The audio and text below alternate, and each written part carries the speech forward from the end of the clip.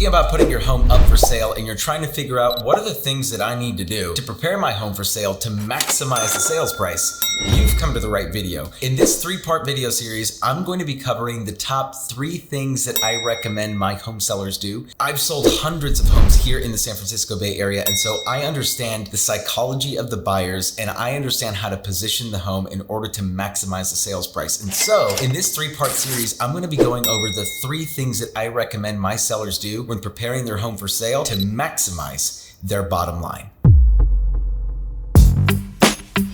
For those of you who are new to the channel, my name is Danny Gould. I'm the CEO of the Selling Silicon Valley Group. Over the last 8 years after graduating from Stanford University, I've helped well over 200 families buy homes and sell homes here in the San Francisco Bay Area. Sold well over $200 million worth of real estate at the same time. You can check us out on Google, over 250 5-star reviews, Zillow, over 100 5-star reviews. So needless to say, I've had a lot of practice. I've seen a lot of transactions. And at this point in time, I've been able to develop a set of principles, guiding principles to help my sellers best prepare their home for sale to ultimately maximize their bottom line. And these are the principles that I'm going to be sharing over this 3-part series.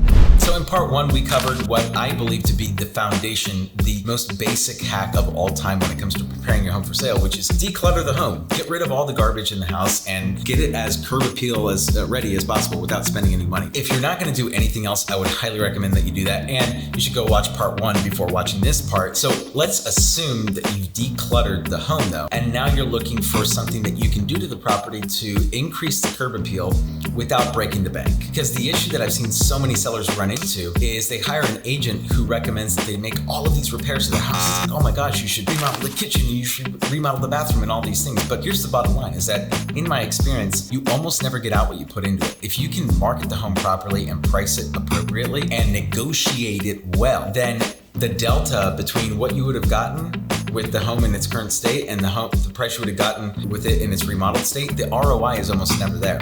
And so the advice that I'm giving you is the advice that I would take myself as if it were my own house, because that kind of money is not necessary to get the home as curb appeal ready as possible. So the second guiding principle that I recommend all of my sellers use when preparing their home for sale is the concept of light and bright. So when we are looking at the property, if there are opportunities to improve the lightness and the brightness of the home for a nominal investment, I would recommend doing it. The first thing I would look at, and probably the most important thing to consider, is what color are the walls? If the walls are an off color or a darker color, chances are the curb appeal of the property is going to suffer. There are lots of articles online as to why this is, and psychologically why human beings like lighter wall colors. But if the walls are not a white or an off-white color and it's more of a darkish or a really weird color like red or blue, you should probably paint those walls. Now the actual tactics of this and what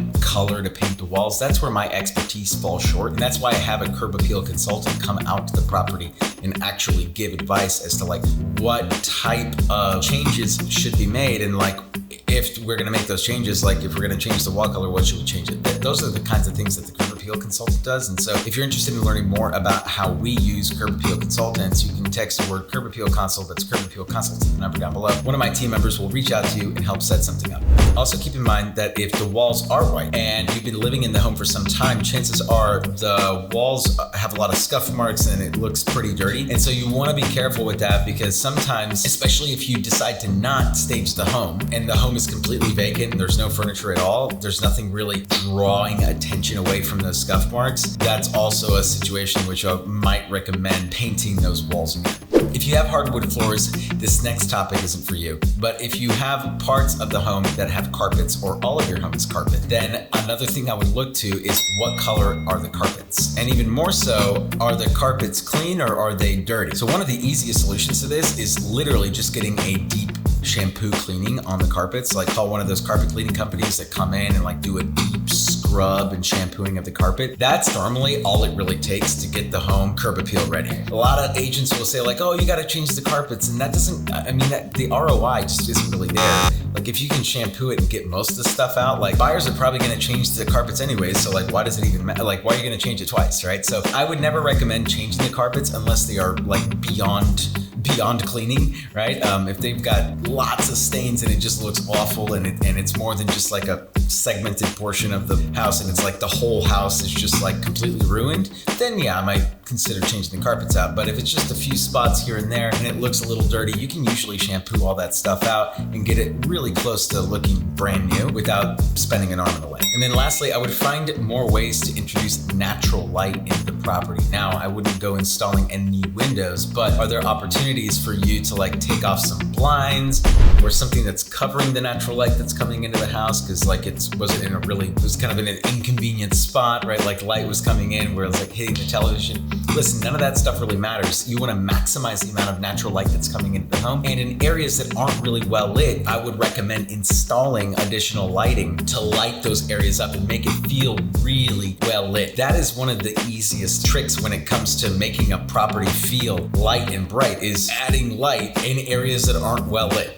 It's simple, but very effective. And by the way, this is very general advice. So if you're looking for something more specific to you and to your property, you can text the word Curb Appeal Consult. That's Curb Appeal Consult for a free in-house consultation to give you an idea as to like what the things you should be doing to prepare your home for sale, because everyone's situation is slightly different. And so I can give you general advice here on this video, but we can give you much more detailed advice in person when we're at the property. So don't hesitate to reach out if you're thinking about making a move in the next 12 months and you're trying to figure out what are the next steps, what are the things that I should be doing to prepare my home for sale. Do not hesitate to reach out to the number down below.